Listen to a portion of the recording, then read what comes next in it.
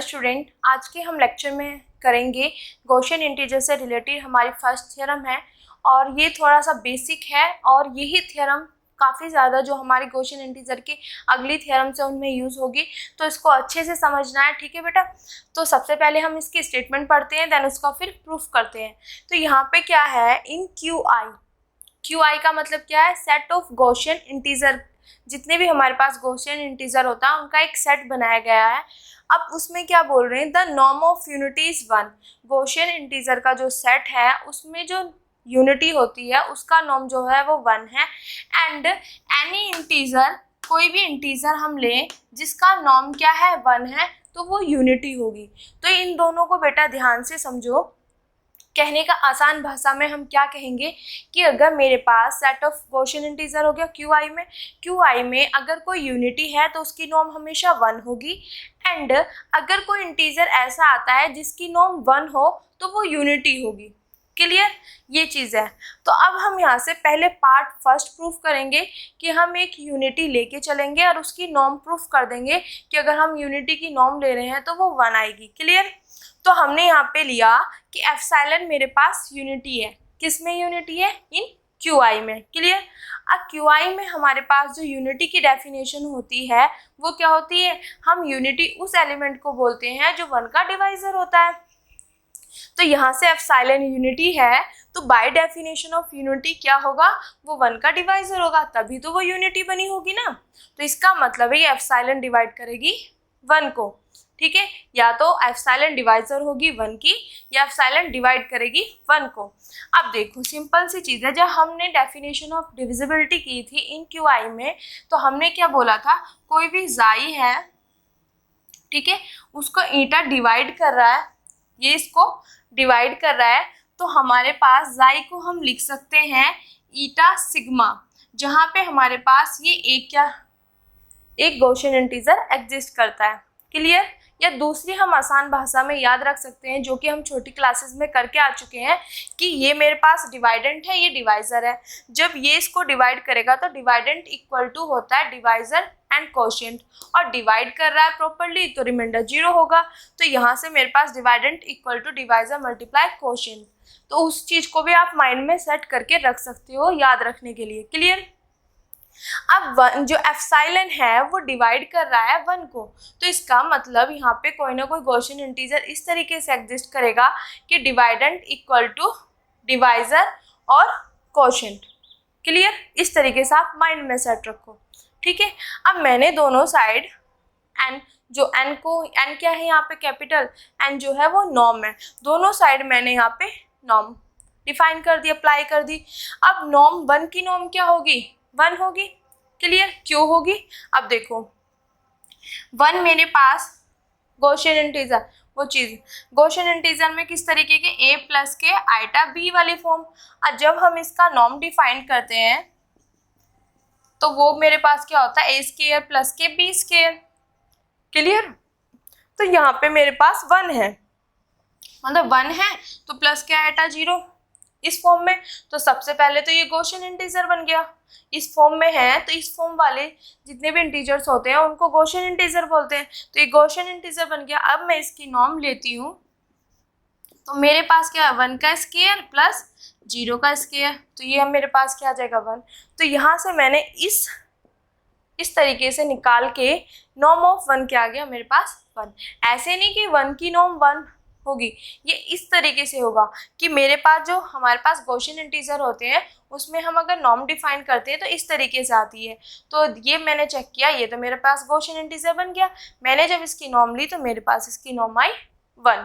Clear, यहाँ से मैंने इसकी नॉर्म लिख दी 1 और ये चीज़ मेरे पास। अब नॉर्म मैंने इससे पहले ही लेक्चर में मैंने एक चीज़ कराई थी कि अगर मेरे पास 2 गॉसियन इंटीजर हैं, अब मैं उन दोनों की क्या करूँ, मल्टीप्लाई करके नॉर्म अप्लाई करूं तो वो इक्वल टू होती है अलग अलग के नॉर्म के प्रोडक्ट के। तो ये रिजल्ट हम कर चुके हैं इससे पहले लेक्चर में, तो वो रिजल्ट मैंने यहाँ पे अप्लाई कर दिया। ये चीज़ है तो इसको अलग अलग। ठीक है, अब देखो सिंपली हम जैसे छोटी क्लासेस में करते थे, कैसे मेरे पास 6 है, इसके 2 फैक्टर बने 2 और 3, तो यहाँ से जब ये चीज़ इन दोनों को मल्टीप्लाई करके ये इसके इक्वल 6 है, तो इसका मतलब ये 2 डिवाइड कर रहा होगा 6 को या 3 डिवाइड कर रहा होगा 6 को। यही तो चीज़ें होती हैं, ये भी इसको डिवाइड करेगा, ये भी इसको डिवाइड करेगा। तो यहाँ से हम आइडिया लगा सकते हैं कि ये चीज़ 1 इन दोनों के मतलब ये इसके फैक्टर है, तो इसका मतलब ये इसको डिवाइड करेगा, तो ये इसको 1 को डिवाइड कर रहा है। क्लियर? ये इसको डिवाइड कर रहा है, ठीक है। या हम बाय डेफिनेशन ऑफ डिविजिबिलिटी किस तरीके से कह सकते हैं, अभी मैंने ये चीज़ लिखी, ठीक है। यहाँ पे देखो, ये सिग्मा है इक्वल टू ईटा, सॉरी जाई इक्वल टू सिग्मा ईटा, ये चीज़ है मेरे पास। अब यहाँ पे ये मेरे पास यहाँ पे 1 है, ईटा की जगह ये है और सिग्मा की जगह ये है। तो यहाँ से हम कहते थे कि जो है सिग्मा डिवाइड कर रहा है, ओ सॉरी ईटा डिवाइड कर रहा है जाई को। तो यहाँ से मैं ये कह सकती हूँ बाय डेफिनेशन ऑफ डिविजिबिलिटी कि ये डिवाइड कर रहा है 1 को। आप किसी भी तरीके से इसको लिंक कर सकते हो, जैसे कि हम छोटी क्लासेस में करते हैं कि अगर किसी भी नंबर के 2 फैक्टर आते हैं तो ये भी इसको डिवाइड करेगा, देन ये भी इसको डिवाइड करेगा। तो इस नंबर के 2 फैक्टर आ गए तो मतलब ये इसको डिवाइड करेगा या ये इसको। मुझे चाहिए तो एप्सिलॉन की नॉर्म चाहिए, मैंने एप्सिलॉन यूनिटी मानी ना, मुझे उसकी नॉर्म चाहिए, तो मैंने ये वाला मुझे चाहिए था, तो ये डिवाइड करेगा इसको। एक तरीका ये हो गया। दूसरा तरीका जो हम डिविजिबिलिटी का पढ़ के आ चुके हैं कि अगर ईटा डिवाइड कर रहा है जाई को तो जाई मेरे पास इक्वल टू होगा इस तरीके से। अब ये वाली फॉर्म यहाँ पे बन रही है, तो by definition of divisibility this divide this by इससे कि ये इसको डिवाइड करेगा।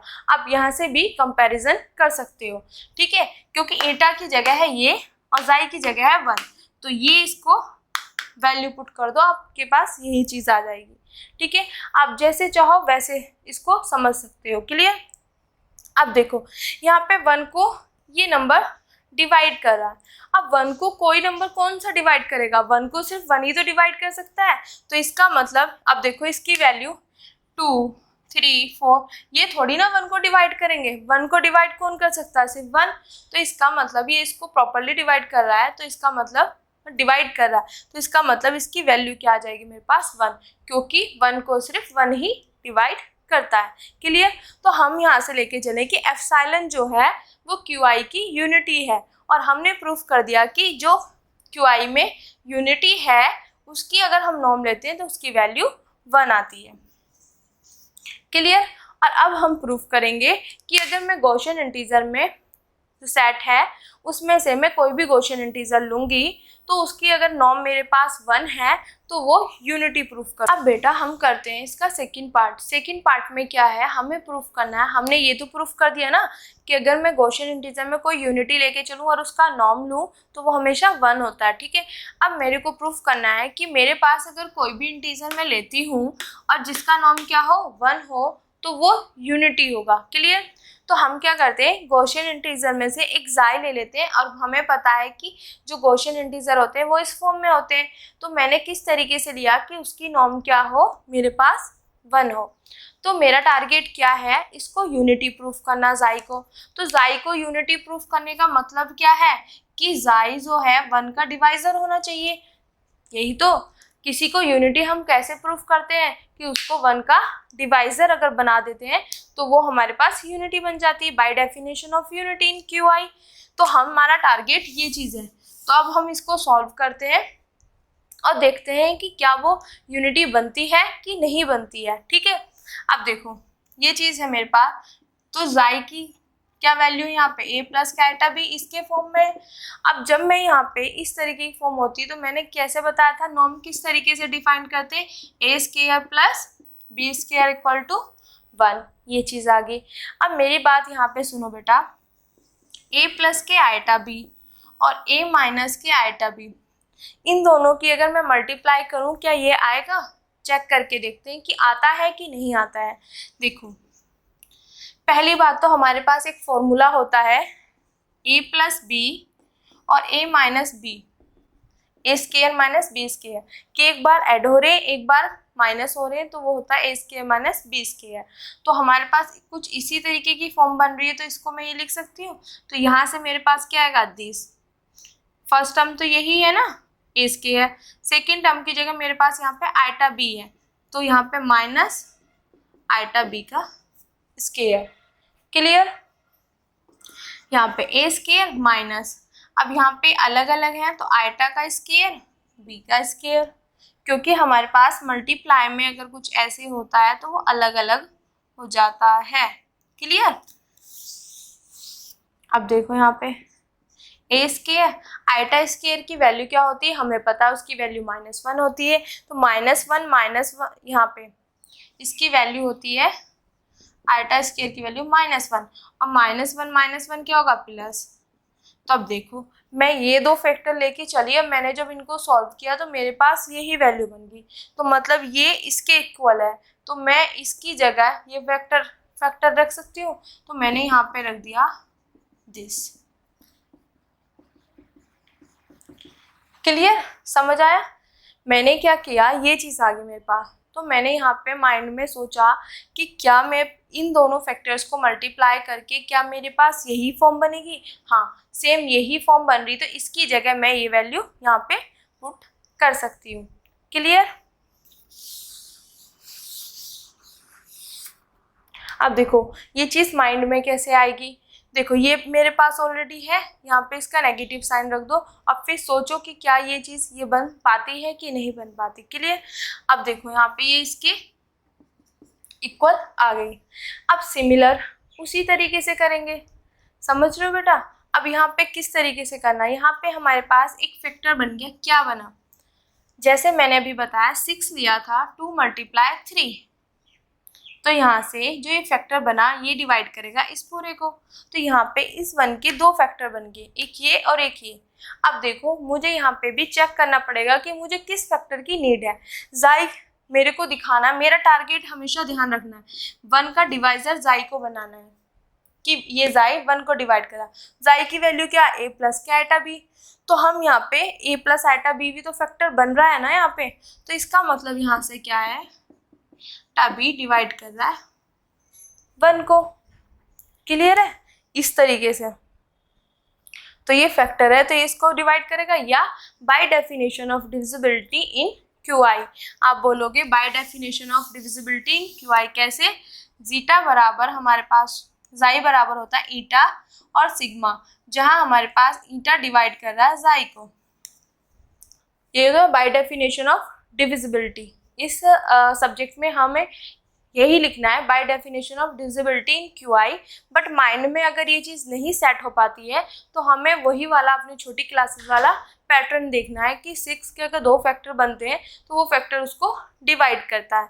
क्लियर? तो यहाँ से जाई बराबर ये हमारे पास होता था, तो ये ईटा डिवाइड करता है जाई को, तो यहाँ से ये 2 फैक्टर है ईटा एंड सिग्मा इक्वल टू जाई, तो ये ईटा डिवाइड कर रहा है जाई को। क्लियर?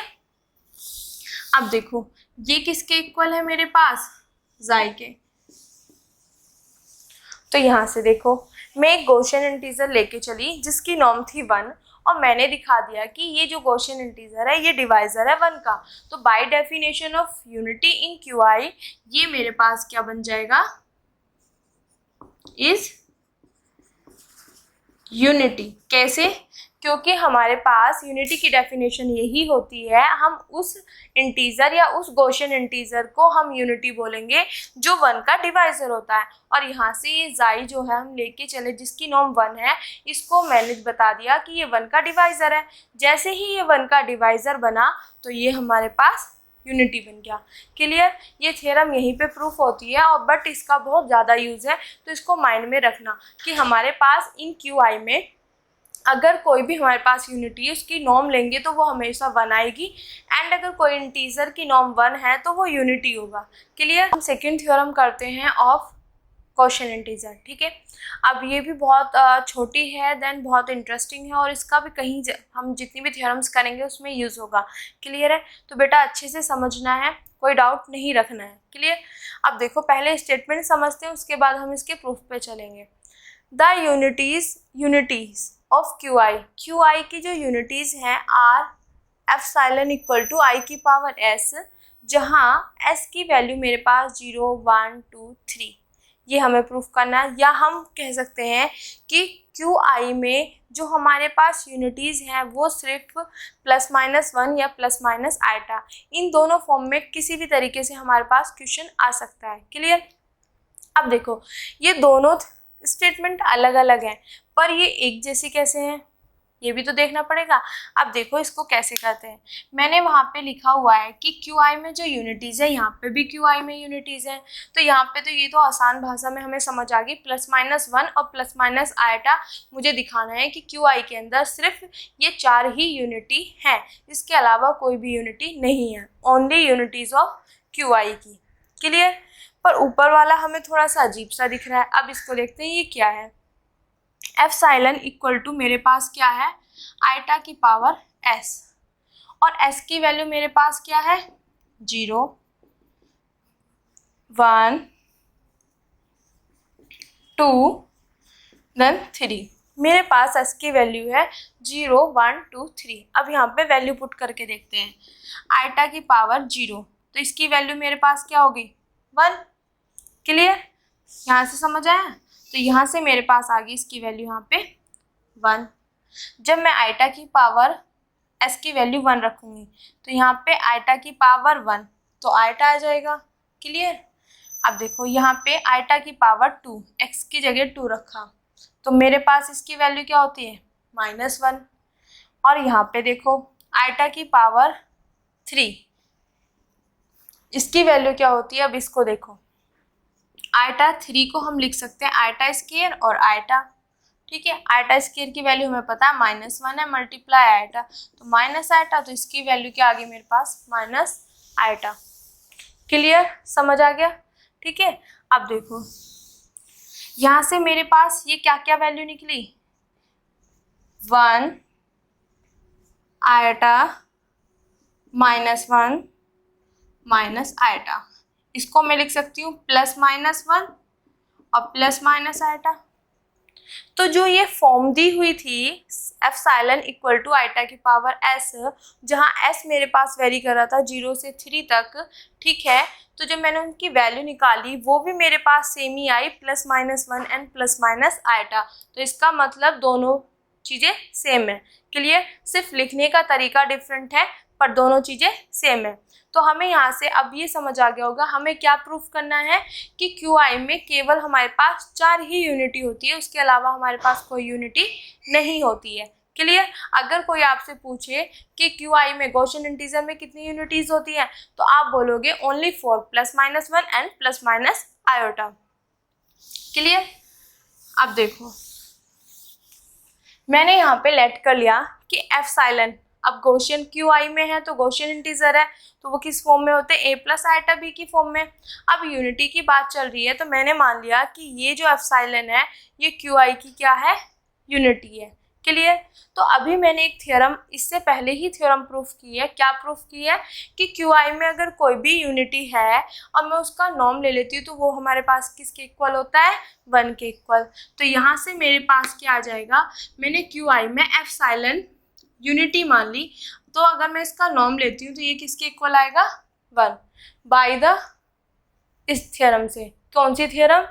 क्यू आई में जो यूनिटी होती है अगर मैं उसका नॉर्म लूँ तो वो क्या होता है 1 होती है। अभी प्रूफ किए, दोनों पार्ट प्रूफ किए कि कोई इंटीजर हो जिसका नॉर्म 1 हो तो वो यूनिटी का काम करती है, अगर यूनिटी है उसका नॉर्म ले तो वो 1 होता है। ठीक है, यूनिटी का नॉर्म जो होता है वो 1 होता है। क्लियर? ये चीज़ आ गया। और यहाँ से मैं क्या लिख सकती हूँ एप्सिलॉन की वैल्यू क्या a+ के आइटा b = 1। अब मैं इसकी नॉर्म मैंने कैसे किस तरीके से डिफाइन की a² + के b² = 1। मेरा टारगेट क्या है, मेरा टारगेट है कि मुझे इस यूनिटी की वैल्यू क्या क्या हो सकती है एप्सिलॉन में, मुझे प्रूफ करना है कि उसकी यूनिटी +-1 + आइटा प्रूफ करनी है। अब मेरे पास ये इक्वेशन आ गया, अब इसका कैसे करना है। तो यहाँ पे अगर आप ऑब्जर्व करोगे तो इसके सिर्फ मेरे पास 2 तरीके के सॉल्यूशन आएंगे। कौन कौन से आएंगे वो देखो। जब हम सॉल्यूशंस निकालते हैं और यहाँ पे मेरे पास इक्वेशन 1 है, वेरिएबल 2 है, तो हम यहाँ पे देखो पहले मैं पुट करूँगी b = 0। जब मैंने b 0 पुट किया तो यहाँ से a स्क्वायर इक्वल टू 1 आया, तो a की वैल्यू क्या आई मेरे पास, +-1। क्लियर हो गया। सिमिलरली मैं यहाँ पे पुट करूँ a बराबर 0। जब a बराबर 0 पुट किया तो मेरे पास b स्क्वायर बराबर क्या आया, 1। तो b की वैल्यू मेरे पास क्या है, +-1। क्लियर बेटा, ये चीज़ आ गई। अब देखो इसके अलावा अगर हमारे पास क्या कोई और पॉसिबिलिटी बनती है इसके लिए, नहीं बनती, क्योंकि अगर यही वैल्यू हम यहाँ पे रखेंगे तो मेरे पास इक्वल टू 1 आना है। अगर मैं कुछ और रखती हूँ, जैसे अगर बाई चांस मैंने b की वैल्यू 1 रखी, देखो आप करके b की वैल्यू मैंने यहाँ पे 1 रखी, तो मेरे पास a square equal to 1 equal to this, sorry 1, यहाँ पे 1 1 है तो a स्क्वायर बराबर 0, तो a की वैल्यू मेरे पास क्या 0, जो कि ऑलरेडी मेरे पास आ चुकी है। b की वैल्यू 1 आ चुकी है, a की वैल्यू 0। तो इसके अलावा अगर आप कोई वैल्यू और रखोगे तो इसका और कोई सॉल्यूशन नहीं आएगा। यहाँ पे जो मेरे पास सॉल्यूशन आएगा वो सिर्फ क्या सॉल्यूशन आएगा, यहाँ पे a की वैल्यू इक्वल टू +-1, b बराबर 0, एक तो ये सॉल्यूशन आएगा, दूसरा मेरे पास आएगा a बराबर 0 और b की वैल्यू +-1। ये मेरे पास सॉल्यूशन आ गए। क्लियर इस इक्वेशन के। तो यहाँ पे जब मैंने इस इक्वेशन को सॉल्व किया किस तरीके से, क्योंकि ये इक्वेशन इस तरीके से है कि इसको जब सॉल्व करेंगे तो हमारे पास सिर्फ एक बार मैंने b बराबर 0 रखा, एक बार a बराबर 0 रखा, तो मेरे पास a और b दोनों की वैल्यू आ गई। इसके अलावा मैं कुछ और वैल्यू रख के देखती हूँ तो आगे यही वैल्यू आ जाती है। क्लियर, तो अब ये मेरे पास यहाँ से a b की वैल्यू आ गई। क्लियर, अब देखते हैं आगे। हमारा मेन काम क्या था, मैंने यहाँ पे माना हुआ है epsilon equal to a plus K eta b, यही तो यूनिटी है ऑफ क्यू आई की। अब देखो मेरे पास पहले यहाँ पे वैल्यू आई है a की, यहाँ पे अगर मैं पेयर में बनाऊं क्या क्या वैल्यू बनेंगी बेटा, यहाँ पे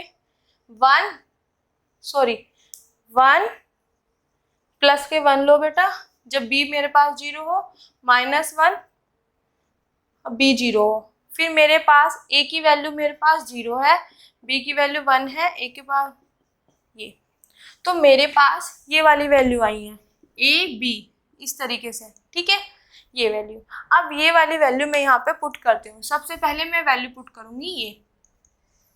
अब देखो यहाँ पे मैंने पुट की, a की वैल्यू क्या है 1, b की वैल्यू 0, तो यहाँ से मेरे पास एक यूनिटी आ गई।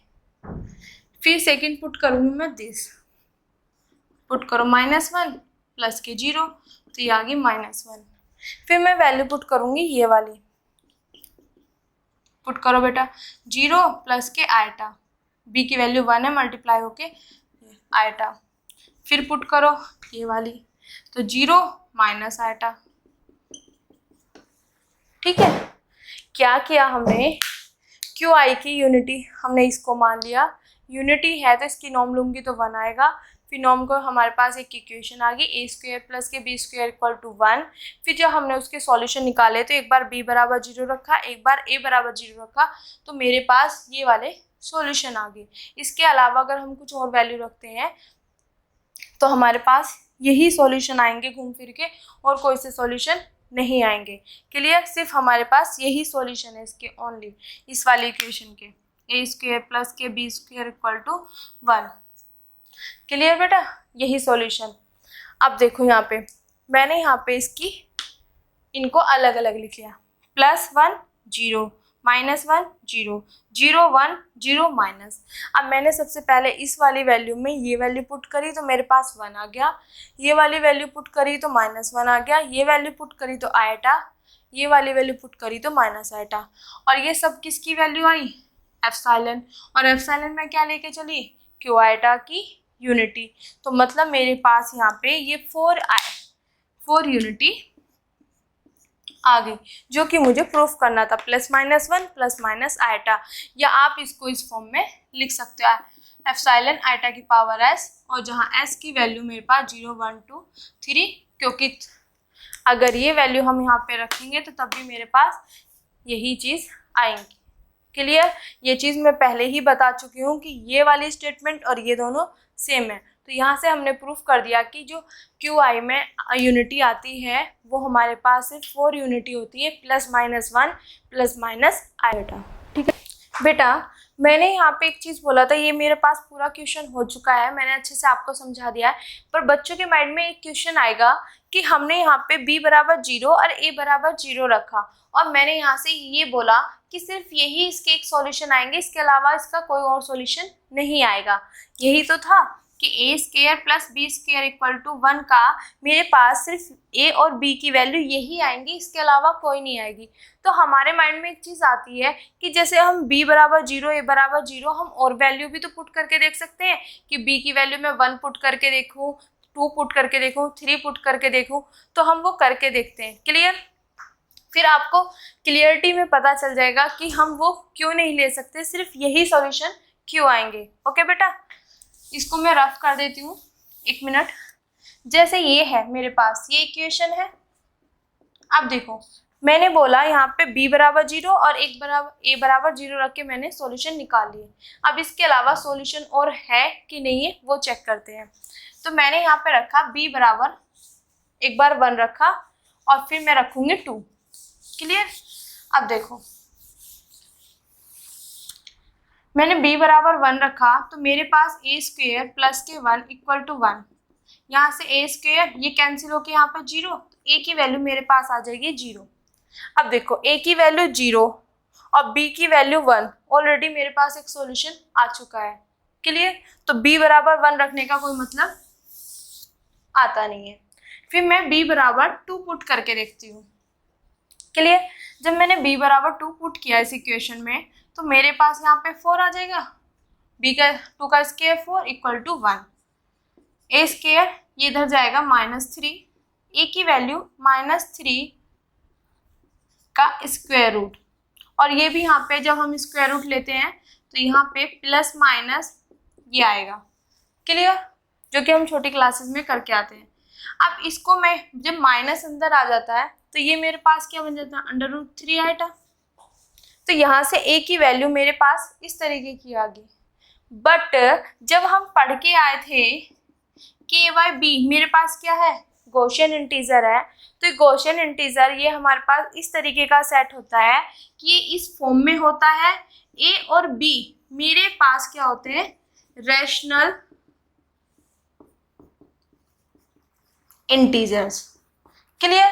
तो रैशनल इंटीजर्स का मतलब क्या है कि a b की वैल्यू मेरे पास 0 1 2 3 एंड -1 -2 -3